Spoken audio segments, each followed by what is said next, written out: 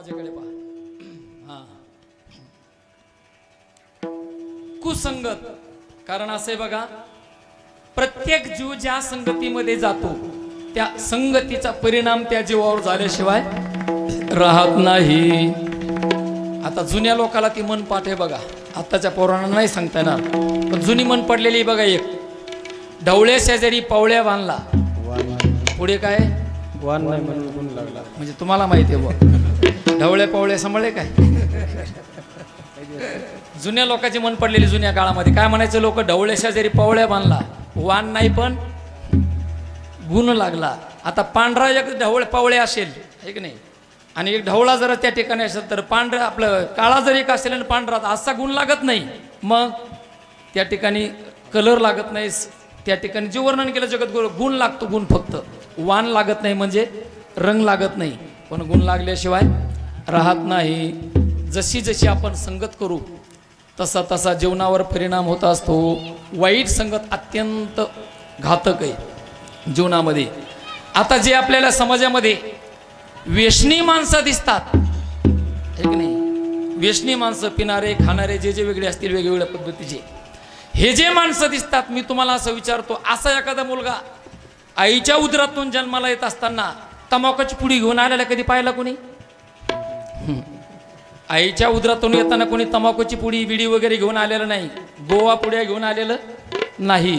पण नंतर तंबाखू खाणं, गोवा खाणं, दारू पिणं असे जे व्यसन केले जातात ते आपोआप जडतात का? नाही जडत, संगतीमध्ये मिळतात. संगतीचा परिणाम जीवनावर निश्चित अशा प्रकारचा होत असतो. संगत अत्यंत वाईट आहे बघा. त्यातली त्यात कुसंगत अत्यंत वाईट आहे. म्हणून नारद महर्षी नारद भक्ती सूत्रामध्ये तुम्हा आम्हाला सांगतात, बाबा जाणीवपूर्वक जीवन जगत असताना वाईट संगती टाळा. कुसंग सर्वथैव त्याज्य, असं वर्णन केलेले. वाईट संगती, वाईट हा सर्वथा त्याज्य आहे. वाईटाची संगत कधीही करायची नाही. म्हणून कुसंग सर्वथैव त्याज्य, म्हणजे वाईटाची संगत थोडी जरी लागली तर कितीही मोठा मनुष्य असेल तर त्या ठिकाणी महाराज म्हणतात दुःसंग. आपणा अपाय त्याचे संग, आपणा अपाय त्याचे संगे, आपणा पाय आपणा पाय कळाची संगती उपयोगाची नाही. आपणा अपाय त्याचे संगे, आपणा अपाय त्याचे संगे. कळाची संगती उपयोगाची नाही. आपणा पाय त्याचे संगे, आपणा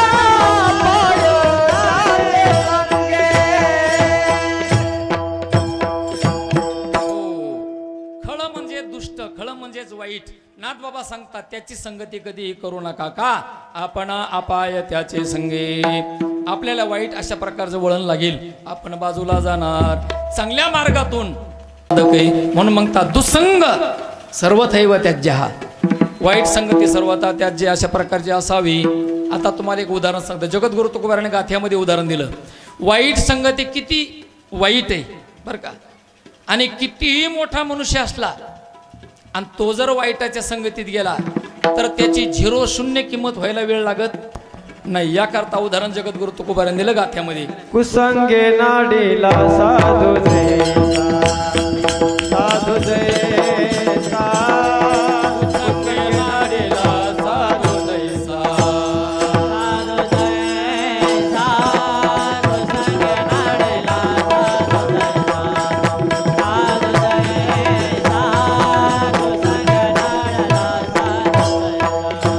फेकण्याच्या संगे हिरा शोभंगाला. कुसंगे नाडीला साधू जैसा,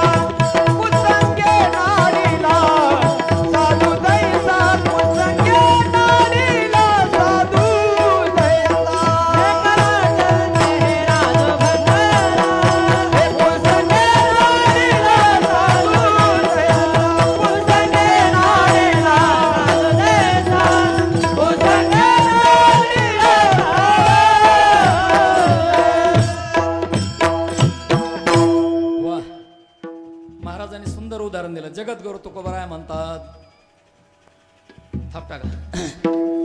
ढेकणाच्या संगे हिरा जो भंगाला, कुसंगे नाडीला साधू तैसा.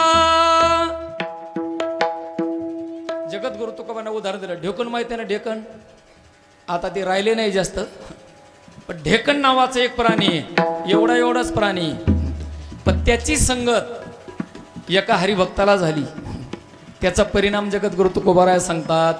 आता तुम्हाला ढेकणही माहिती आहे आणि हिरा सुद्धा माहिती आहे. कोणत्या दुकानात मिळतो आम्ही सुद्धा अजून पाहिला नाही बरं का. शास्त्रामध्ये वर्णन केलं त्या हिऱ्याचं अनमोल मोल किती आहे, मोळामध्ये अनमोल आहे. कोट्यावधी करोडो रुपये त्या हिऱ्याची किंमत आहे बरं का. हिरा नावाचा प्राणी आपलं रत्न आहे, ते रत्न अत्यंत मौल्यवान आहे. अब्जावधी रुपये त्या हिऱ्याची किंमत आहे. म्हणून तो असणारा जवाहीर हिऱ्याचा, तो त्या हिऱ्याला कपड्यामध्ये बांधून पेटीत असं 10-5 पेट्याच्या आत ठेवतो आणि अगदी कपाटामध्ये सुरक्षित जागेवर तो ठेवतो. पण दसऱ्याच्या वेळेला त्याला सर्व घर धुवायचं होतं. नवरात्र होती किंवा दसरा होता, त्यावेळेला सुंदर सर्व घरातल्या वस्तू स्वच्छ करायच्या म्हणून त्याने काय केलं, एके दिवशी त्या पेटीमधला हिरा काढला बाजूला, आणि हिरा बाजूला काढून आता ते कपडे पेटे वगैरे धुवायचे म्हणून थोडा अगदी 5 मिनिट तो हिरा घेतला आणि अशा बाजूला ठेवला. एका चिंदीवरती कपड्यावरती हिरा ठेवला. अनमोल किमतीचा हिरा आहे, लक्ष देऊन ऐका. बाजूला ठेवला आणि तो हिरा बाजूला ठेवल्याबरोबर एका साधकाची दृष्टी त्याच्यावर पडली. त्याला वाटलं बापरे, किती वर्षानंतर गुहेमधून महाराज बाहेर आले. आतापर्यंत कुठे होते हिरे महाराज, कपाटामध्ये होते ना. गुहेतून महाराज बाहेर आले समाधीतून, आता आपण दर्शन घेतलं पाहिजे म्हणून तो ढेकण नावाचा प्राणी हिरे महाराजाच्या दर्शनाला आला. हिरे महाराजाच्या दर्शनाला आल्यानंतर अगदी जवळ आला. यालाही वाटलं काही होईना, पण एक साधक आपल्या दर्शनाला आला. हिऱ्यालाही आनंद वाटला आणि तो असणारा ढेकण हिऱ्याच्या जवळ आला. अगदी 5 मिनिटच बाजूला केला होता बरं का. आणि ढेकण जवळ आल्याबरोबर ढेकणाने काही नाही केलं. चालता चालता महाराजांच्या फक्त असा पायाला हात लावला आणि पुढे निघून गेला. नुसता स्पर्श केला हिऱ्याला ढेकणाने आणि ढेकून निघून गेला. आणि ज्या वेळेला 5 मिनिटं झाल्यानंतर परत तो हिरा आता सुरक्षित कपाटामध्ये ठेवण्याकरता ज्या वेळेला तो जवाहीर म्हणजे तो असणाऱ्या हिऱ्याचा पारखी तिथे आला आणि त्याने पाहिलं तर हिऱ्याची अवस्था वेगळी दिसली. आणि मग त्याला अडचण आली म्हणून तो म्हटला चला आता हिरा विकू आणि बंगला बांधू. म्हणून तो हिरा घेतला आणि दुसऱ्या एका दुकानावर तो हिरा विकण्याकरता गेला. आणि तो हिरा दाखवल्यानंतर सांगितलं, हो किती किमतीला हिरा घेता. आता तो दुसरा हिऱ्याचा पारखी होता, त्याने पाहिला. तो म्हटला तुमचा हा हिरा आता मी 10 रुपयाला सुद्धा घेऊ शकत नाही. तुम्हाला मी असं विचारतो, अनमोल किमतीचा हिरा होता, अब्जावधी रुपये किंमत त्या हिऱ्याची होती, पण एका क्षणामध्ये 10 रुपये सुद्धा ज्याचं मोल राहिलं नाही. याचं कारण का? त्याने संगत कोणाची केली? ढेकणाची संगत एक क्षणभर घडली तर संपूर्ण अनमोल जीवन कवडी मोल करावं लागलं. हा संगतीचा परिणाम आहे. विठ्ठल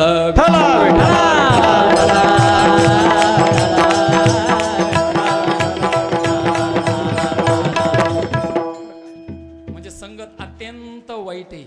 शास्त्रामध्ये तुम्ही अनेक ग्रंथ ऐकलेले आहेत. अनेक ग्रंथामध्ये काही गोष्टी आलेल्या आहेत बघा. एक आज्यामेळ्याची गोष्ट आलेली. आज्यामेळ सामान्य नव्हता, दशग्रंथी होता, विद्वान ब्राह्मण होता, पण त्याने वाईट संघ पाहिला, वाईट संघ घडला, त्याचा परिणाम जीवन बर्बाद झालं. म्हणजे आपण पावलोपावली जीवन जगत असताना कोणाची संगती करावी आपण ज्याने त्याने ठरवलं पाहिजे. बैसता चोरापासी तैशी होय बुद्धी, देखताचे चिंते मन धावे. वेबिचार्या पैसी बैसता क्षणभरी, देखताची नारी मन धावे. जगद्गुरु तुकोबाराय म्हणतात, बाबा संगत घडायला आणि बिघडायला अत्यंत प्रभावी आहे. म्हणून जगद्गुरु तुकोबाराय सांगतात, बाबा उद्धार आणि पतन दोन्ही गोष्टी फक्त संगतीवर अवलंबून आहेत. पतन उदार संगाचा महिमा पतन उदारा संगाचा महिमा पतन उतार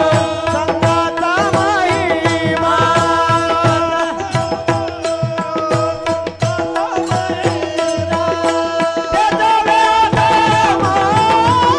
संत सेवी त्याचा व्याधमा संत सेवी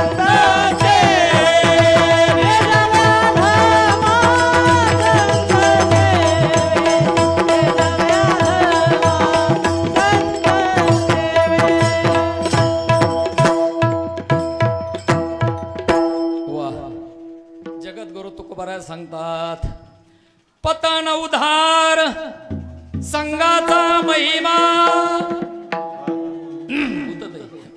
तेजावी आधमा संत सेवी. महाराज म्हणतात जीवनाचं पतन आणि उधार किंबहुना अधोगती आणि ऊर्ध्वगती कोणावर अवलंबून आहे? फक्त संघाचा महिमा संगतीवर अवलंबून आहे. म्हणून संगत करत असताना जाणीवपूर्वक चांगल्याची करावी माणसाने, वाईटाची संगत करू नये. जाऊ द्या, संगतीमध्येच आपला वेळ चाललेला आहे. म्हणून पहिली सांगितली तुम्हाला वाईट संगत, दुःसंग किंवा कुसंग हा अत्यंत घातक आहे, वाईट आहे. पण काही लोक महाराज असं डोकं लावतील, महाराज तुम्ही म्हणता एवढ्या मोठ्या मोलाला चढलेला आणि वाईटाची संगत थोडी झाली, मग असं का झालं नाही हो? चांगल्याच्या संगतीने वाईट लवकर सुधारला का नाही? चांगलाच कसं काय बिघडला? असं पण डोकं काही माणसं लावतात का नाही? पण अगदी सोपं सांगतो तुम्हाला मी, वाईट संगत अत्यंत लवकरात लवकर जडणारी आहे जीवाला. का? अनंत जन्माचे संस्कार त्याच्यामध्ये असतात, म्हणून वाईट संगत लवकर लागते, चांगली संगत लवकर लागत नाही. बघा, परिशीलन करा, आपल्या गावामध्ये दारू पिणारे जास्त झाले का भजनी मंडळ? भजनी मंडळ कमीच आहे ना, कारण चांगल्याची संगत शक्यतो जडत नाही. जाऊ दे, अर्ध्याच मिनिटात उदाहरण सांगतो ना, हा भाग संपवतो. म्हणजे चांगल्याच्या संगतीने वाईट लवकर का सुधरत नाही, पण वाईटाच्या संगतीने चांगला का बिघडतो? असंही काय माणसं डोकं लावतील ना. तर तुम्हाला असा विचार करतो मी, आता सोपं सांगतो तुम्हाला, असं विचारतो, समजा एक बॅलर भरून, ड्राम भरून दूध ठेवलेलं आहे. किती? एक ड्राम भरून, 500 लिटरचा ड्राम भरून दूध ठेवलं आणि त्या दुधामध्ये एक रॉकेलचा थेंब पडला. परिणाम काय होईल? लक्ष द्या तुम्ही, काय होईल? ड्राम भर दूध फेकून द्यावं लागेल. कुणी पिणार आहे का? नाही पिणार. म्हणजे दूध चांगलं किती आहे? 500 लिटर, आणि वाईट किती पडलं त्यामध्ये? एवढं एवढं राखेल पडलं, तर एवढंच्या एवढं दूध फेकून द्यावं लागलं. आता याच्या उलट घ्या, 500 लिटरचा रॉकेलचा ड्राम भरलेला आहे. किती? 500 लिटर रॉकेलचा ड्राम भरलेला आहे, ड्राम, आणि त्या ड्राम मध्ये एक थेंब दूध पडलं. परिणाम काहीच नाही. परिणाम काहीच नाही ना. म्हणजे इथं सुद्धा तसंच आहे बघा. वाईटाची संगत एक क्षण जरी जडली तरी त्या दुधाप्रमाणे सर्व जीवन व्हायला जातं बरं का. पण चांगल्याची संगत जर थोडी झाली तर वाईट इतका लवकर सुधारायला ते काय रॉकेल नाही, दूध नाही. अशा पद्धतीने अगदी तसं जीवनामध्ये आहे. म्हणून जीवन जगत असताना पावलोपावली आपण सकाळी घर सोडतानाच विचार करायचा आहे, आपण आज कोणाच्या संगतीत जायचंय, आपण आज दिवस आपला कसा घालवायचा आहे. म्हणून आपण विचार करून संगती करावी. म्हणून जीवन बर्बाद करण्याकरता संगती आहे वाईट. पहिली संगती सांगितली तुम्हाला कुसंगती, म्हणजे वाईटाची संगती. आता दुसरी एक संगती अशा प्रकारे सांगितली शास्त्रामध्ये, त्याला म्हणतात विसंगती. आता विसंगतीचं एकच प्रमाण जगद्गुरु तुकोबारायचं देतो आणि पुढे चालतो. वेळ कमी, वेळ संपत आला आपला जवळजवळ बरं का. जगद्गुरु तुकोबारायाने गाथ्यामध्ये एक विसंगती सांगितलेली आहे. जगद्गुरु तुको लग्न झालेलं पाहिलं आणि जगद्गुरु तुकोबारायाने ते गाथ्यामध्ये लिहिलं. जगद्गुरु तुकोबाराय म्हणतात, कर्नाटकातली एक कानडी मुलगी होती बरं का, आणि महाराष्ट्रातला मराठ्याचा मुलगा होता, आणि दोघाचं लग्न लागलं. कसं लागलं मला विचारू नका, ते तुकाराम महाराजांनी लावलेले 400 वर्षापूर्वी. तुम्ही म्हणाले यांचं कसं जमलं हो, कर्नाटक कुठं राहिलं, महाराष्ट्र कुठं राहिला, कसं काय जमलं? ते तुकाराम महाराजांना विचारा कसं जमलं. जगद्गुरु तुकाराम महाराज त्या दोघांचं लग्न लागलं. कसं लागलं? समजा मुंबईला दोघं कॉलेजला होतात आणि कॉलेजमध्ये काय काय घडतं ते कीर्तनात सांगण्यासारखं नाही, म्हणून कॉलेजला असल्यामुळे दोघांचं प्रेम जमलं आणि कालांतराने दोघांचं लग्न झालं. मुलगा आहे मराठ्याचा आणि मुलगी आहे कानडी, कर्नाटकातली मुलगी आहे. जगद्गुरु तुकोबाराव म्हणतात दोघांचं लग्न झालं. दोघांचं लग्न झाल्यानंतर आता लग्न सोहळा पार पडला. ती मुलगी नांदायला आली आणि दिवाळीचा सण आला, म्हणून दिवाळीच्या सणाला तिकडून वडील आले आणि मुलीला घेऊन दिवाळीला कर्नाटकला गेले. कर्नाटकाला गेल्यानंतर 4-2 दिवस दिवाळी झाली आणि दिवाळी संपल्यानंतर तिचा असणारा मालक नवरा त्या मुलीला आणण्याकरता कर्नाटकामध्ये गेला. तिथे पाहुणचार वगैरे झाला. दुसऱ्या दिवशी निघले, रेल्वेमध्ये बसले. ट्रेनमध्ये बसल्यानंतर आता दोघेही एक सीटवर बसले. एकाची भाषा मराठी आहे आणि एकाची कानडी भाषा आहे, कन्नडी भाषा आहे. दोघांची भाषा एकमेकाला कळत नव्हती. पण योगायोग असा, एका स्टेशनवरती गाडी थांबली आणि गाडी थांबल्यानंतर त्या मुलाला त्या कर्नाटकातलं काही माहिती नव्हतं, म्हणून त्या मुलाला वाटलं हिला विचारावं या स्टेशनचं नाव काय. म्हणून त्याने विचारलं, का ग ज्या स्टेशनवर आता गाडी थांबली या स्टेशनचं नाव काय? बरं का, तिला विचारलं या स्टेशनचं नाव काय. आता ही मराठी भाषा तिला समजली नाही. मग ती कर्नाटक भाषेमध्ये म्हणले येनंद्री. तुम्हाला कळलं ना? येनंद्री याचा शब्द म्हणजे तुम्ही काय म्हणता. तिला म्हणायचं होतं तुम्ही काय म्हणताय. म्हटलं या स्टेशनचं नाव काय. ती म्हणले येनंद्री. ती म्हणते काय म्हटला किंवा काय म्हणता असं त्याने विचारलं. याला असं वाटलं ज्या अर्थी ही म्हटली येनंद्री याचा अर्थ या स्टेशनचं नाव काय असावं, येनंद्री. येनंद्री नाव त्याने गृहीत धरलं. परत गाडी धकली, पुढच्या स्टॉपला गाडी थांबली. तिथे त्या स्टेशनला गाडी थांबल्यानंतर परत याने विचारलं, का ग आता ज्या स्टेशनला गाडी थांबली या स्टेशनचं नाव काय. तिने सांगितलं येनंद्री. म्हणजे ती म्हणायची तुम्ही काय म्हणता. याला वाटलं गेलेली येनंद्री खुर्द असेल आणि ही येनंद्री बुद्रुक असेल. मग खुर्द बुद्रुक 2 गावं असतात. त्याला वाटलं ती खुर्द असेल आणि ही बुद्रुक असेल. परत गाडी धकली आणि पुढे गाडी गेल्यानंतर 3ऱ्या स्टेशनला गाडी उभी राहिली. याला वाटलं आता या स्टेशनचं नाव विचारावं. तो म्हटला, का ग आत्ता ज्या स्टेशनवर गाडी थांबली या स्टेशनचं नाव काय.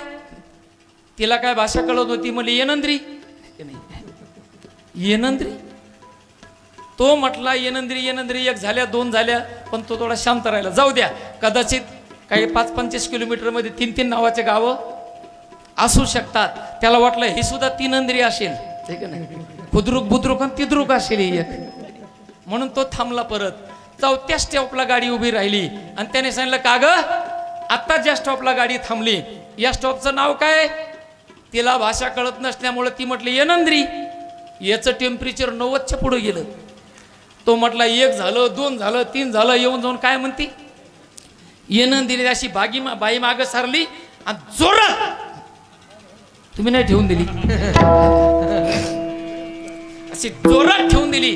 जोरात ठेवून दिल्याबरोबर ती फडकन खाली पडली. स्टेशनच्या आपल्या सीटच्या खाली पडली आणि उठून तिने अशा प्रमाणे याग भडत्री. मग ती रागवली. म्हणजे मला का मारता. याग भडत्री. भडत्री म्हणजे रागवला का, मारता का. ते म्हणले याग भडत्री. तो म्हटला त्याचं कारण आहे.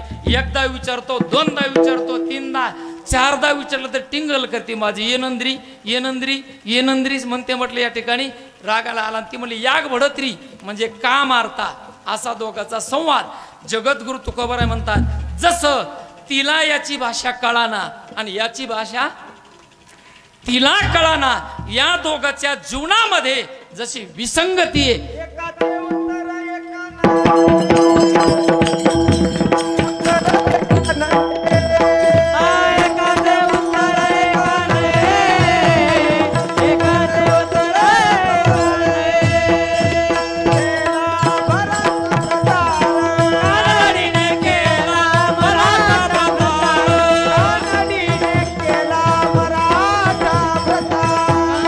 केला मराठा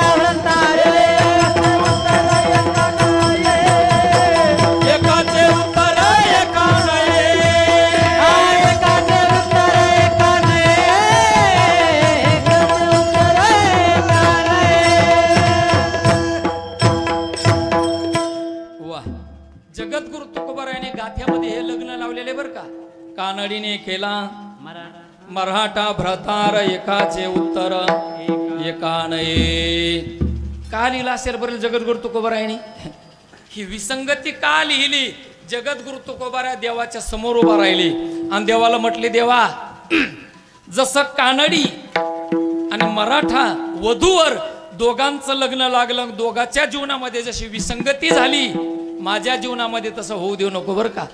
तैसे मज नको करू कमळापती देया संगती सज्जनाची. महाराज म्हणतात, देवा मला तसं करू नको, मला सज्जनाची संगती दे. म्हणून महाराज अनेक ठिकाणी देवाची आणि संतांच्या संगतीची अपेक्षा करतात.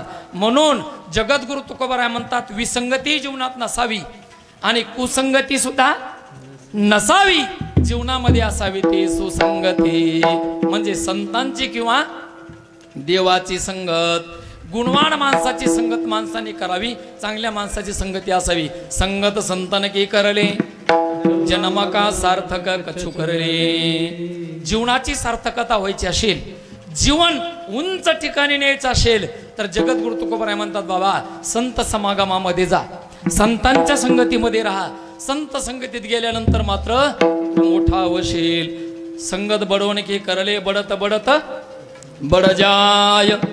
म्हणजे प्रत्येक जीवाने मोठ्या माणसाची संगती करत राहावी. मोठ्या म्हणजे 125 किलो वजनाच्या, हे अपेक्षित आहे का तुकोबारायांना?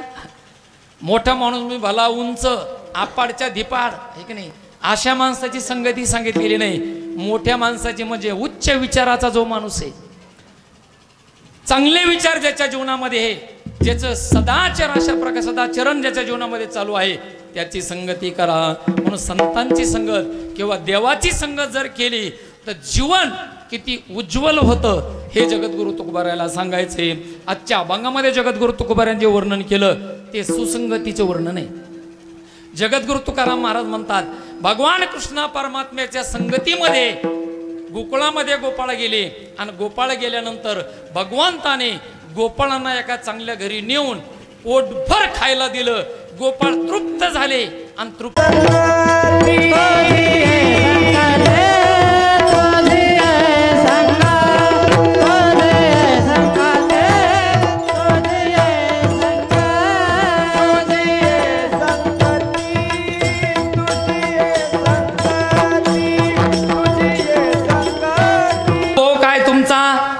त्यावेळेला गोपाळ तृप्तीचा ढेकर देतात. हे देवा, आज तुझ्या संगतीमध्ये आलो आणि त्याचा परिणाम झाले आमोची निश्चिंती. देवा, तुझ्या संगतीत आलो आणि एवढा मोठा लाभ मिळाला, आमचं जीवन आता निश्चिंत झालं.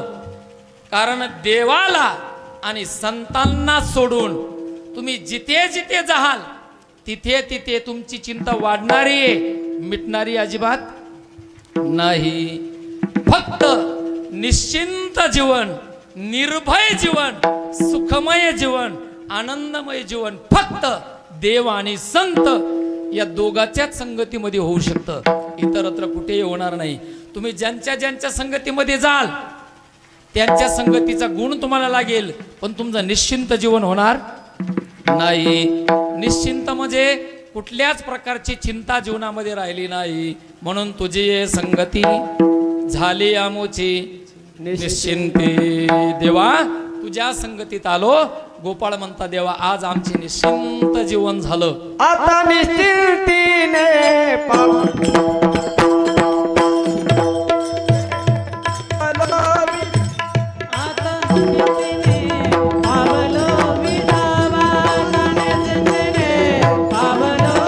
तुझी संगती झाली आमोची निश्चिंती.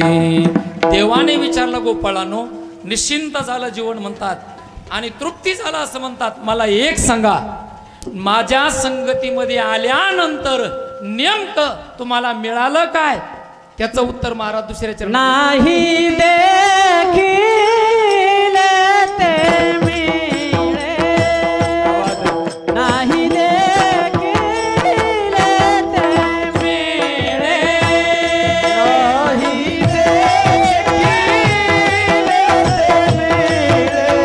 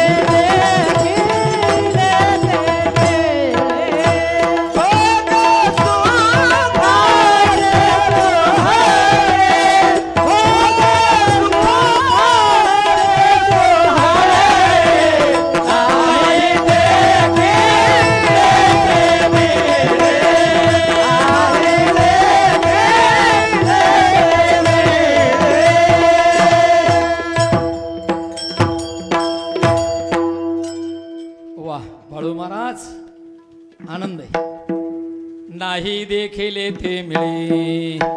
देवाने विचारलं गोपाळानं, तुम्ही म्हणता निश्चिंत जीवन झालं, मला सांगा नेमकं तुम्हाला काय मिळालं माझ्या संगतीत. गोपाळ म्हणतात, देवा काय सांगावं, आजपर्यंत या डोळ्याने जे कधी पाहायला मिळालं नाही ते प्रत्यक्ष आज तुझ्या संगतीत आल्यामुळे उपभोगायला मिळालं. नाही देखील ते मिळे, जे कधीही पाहायला मिळालं नाही देवा आज तुझ्या संगतीत आल्यामुळे आम्हाला खायला मिळालं. नाही देखील ते मिळे भोग सुखाचे सोहळे. महाराज म्हणतात सुखाचा सोहळा अनुभवायला मिळाला. मला सांगा खरोखर तुम्ही विचार करा, संत आणि देव हे दोन जर वजा केले तर विश्वामध्ये तुम्ही कुठेही फिरा तुम्हाला सुखाचा सोहळा मिळणार नाही. जीवनातून संत आणि देव जर बाजूला केले तर तुम्ही कुठेही सुखाची अपेक्षा केली तुम्हाला मिळणार नाही. का साधू संत म्हणतात देवा तू सुखाचा आगर आहे आणि तुझ्या संगतीत आलो त्याचा परिणाम असा झाला आम्हाला सुखाचे सोहळे उपभोगायला मिळाले. नाही देखील ते मिळे, म्हणजे अन्य ठिकाणी जे सुख कुठं पाहायला मिळत नाही, कुठंच पाहायला मिळत नाही. संसारामध्ये जिथे जाल तिथे तुम्हाला दुःखाचाच अनुभव येईल, सुखाचा भोग कुठेही मिळणार नाही. म्हणजे साधू संत म्हणतात आम्ही जिथे जिथे पाहिलं तिथे मात्र हा सोहळा कुठेच मिळाला नाही. नाही देखील ते मिळे काय भोग सुखाचे सोहळे. देवा तुझ्या संगतीत आल्यामुळे सुख आनंद मोक्ष सर्व आम्हाला आज या ठिकाणी आनंद मिळाला, सुख मिळालं, समाधान मिळालं. म्हणून गोपाळ तृप्त या ठिकाणी झालेले आहेत आणि ते म्हणतात नाही देखील ते मिळे भोग सुखाचे सोहळे. देवाने विचारले का बरं, तुम्ही म्हणतात तुझ्या संगतीत भोग सुखाचे सोहळे मिळाले, का बरं गोपाळांनो, दुसरीकडे तुम्हाला नव्हतं का, तुम्ही आजपर्यंत घरी राहत होते, मग आज माझ्या संगतीत मिळालेला अनुभव, मिळालेलं सुख, मिळालेलं समाधान तुम्हाला घरी नव्हतं का, आजपर्यंत तुमच्या घरी नव्हतं का. त्यावेळेला गोपाळ म्हणतात देवा आमच्या घरी नेमकं काय होतं आणि इथे तुझ्याकडे आल्यानंतर काय आहे. तिसरं चरण घरी ताकात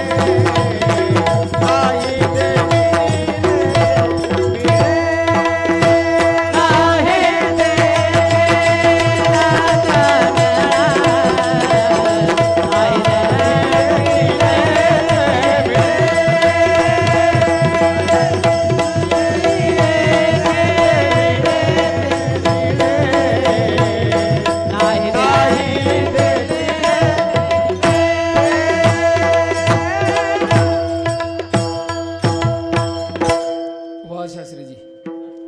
घरी ताकाचे सरोवर, येथे नवनीताचे पोर. वेळ संपत आलेला आहे आपला.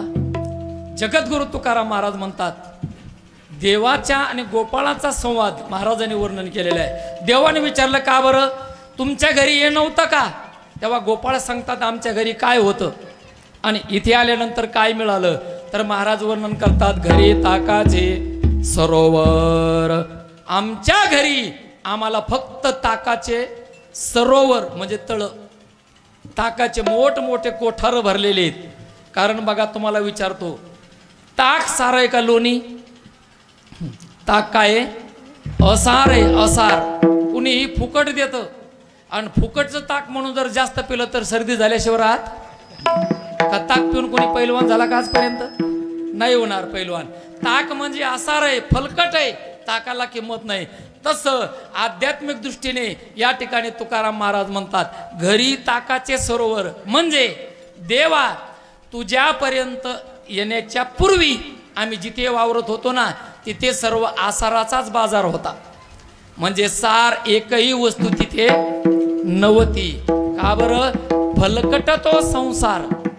संसार कसा आहे? सगळा फलकट आहे. सार तिथे अजिबात नाही. म्हणून ताक हे आसार आहे आणि आसाराला उपमा दिली ताकाची, म्हणून म्हणतात घरी ताकाचे सरोवर. आणि देवा तुझ्याकडे काय सांगू? येथे नवनीताचे पोर. नवनीत म्हणजे लोणी, तूप, दूध, दही, सार रूप देवा तुझ्याकडे आल्यानंतर मिळालंय.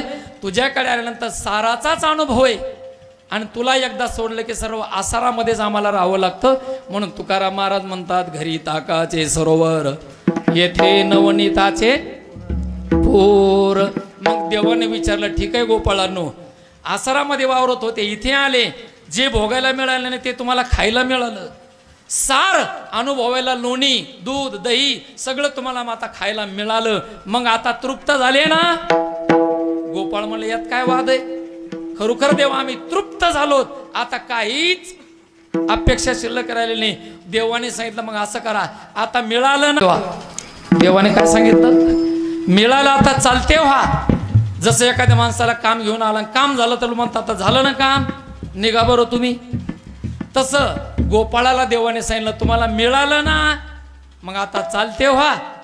आणि गोपाळांना ज्या वेळेला देवाने चालते व्हा म्हटलं, निघा म्हटलं, त्या वेळेला गोपाळाचे उद्गार आहेत. गोपाळ म्हणतात, देवा चालते व्हा कोणाला सांगतोस? आता एक ऐक, आता तू आम्हाला या ठिकाणून हाकलून जरी दिलं, दौडून घातलं, तरी सुद्धा आम्ही आता तुला सोडून जाणार नाही. शेवटचं चरण. तुका म्हणे आता